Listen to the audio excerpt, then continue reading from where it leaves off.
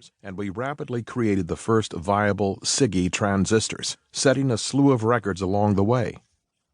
That achievement in the end had demanded innovation spanning chemistry, physics, electrical engineering, microscopy, chemical analysis, and manufacturing. Yet still I knew the work was not yet done. I joined IBM to create innovations that matter, and for all of our technical success, we still hadn't achieved that. To achieve real success, at some point you simply need to bite the bullet and see if anyone cares about your baby. As it turned out, Wi-Fi, wireless technology, was just beginning to emerge commercially, but costs were prohibitive given the fairly exotic semiconductors it employed at that early time in its development. By contrast, the SiGe technology we developed was based on traditional low-cost silicon manufacturing. We saw the potential to produce wireless technology that was vastly superior in cost performance to anything anyone had believed possible at the time. Still, we lacked experience with consumer electronics. So once again we broadened our innovation ecosystem by meeting with a wide variety of potential commercial partners. Ultimately, we allied with a Harris Semiconductor spinout, Intersil.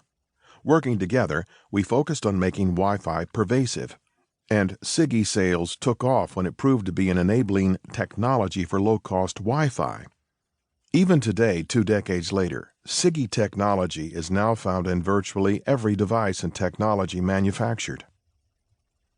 I share this story because these experiences were highly formative for me and continue to shape how I see innovation. I graduated with a degree in physics focused on materials science. But in order for me to help take a basic discovery in my field and make it a pervasive, important technology, I had to push beyond my own horizons and collaborate with a highly diverse set of individuals and companies, all bringing their technical skills and business acumen together to achieve a common goal.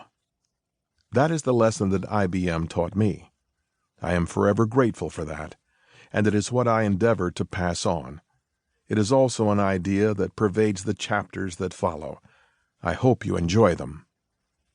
Dr. Bernard S. Meyerson, Chief Innovation Officer, IBM. Introduction. The mother of all demos. The Encyclopedia Britannica could be reduced to the volume of a matchbox. A library of 1,000,000 volumes could be compressed into one end of a desk. Vannevar Bush, 1945.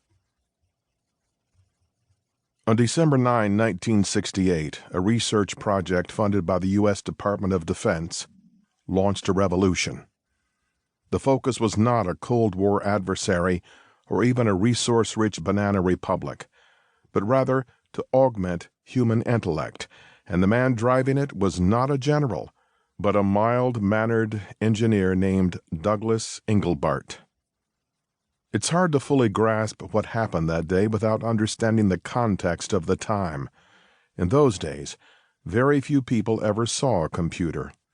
They were in large part mysterious machines to be used only by a select priesthood who were conversant in the strange mathematical languages required to communicate with them.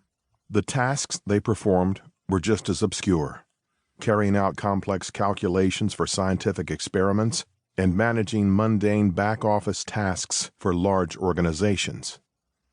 But here was Engelbart, dressed in a short-sleeved white shirt and a thin black tie, standing in front of a 20-foot-high screen and explaining in his low-key voice how intellectual workers could actually interact with computers.